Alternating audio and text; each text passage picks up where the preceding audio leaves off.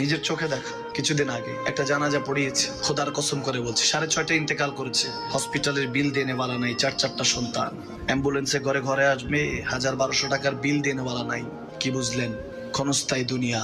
মুমিনের কম থাকলেও আমি বলি, কেউ যদি এসে বলে হুজুর একটু দোয়া করেন, খুব পেরেশানিতে আছি, আমি তার হাত চুমু খেয়ে বলি তোমাকে মোবারকবাদ, আল্লাহ তোমাকে ভালোবাসে। পেরেশানি তো মালিক দেয়, এই জন্য এটা রহমত মুমিনের জন্য। পেরেশানি দেয় যখন ফেরেশতারা বলে আল্লাহ চাইতেছে টাকা পয়সা চাইতেছে, বলে এটা কি?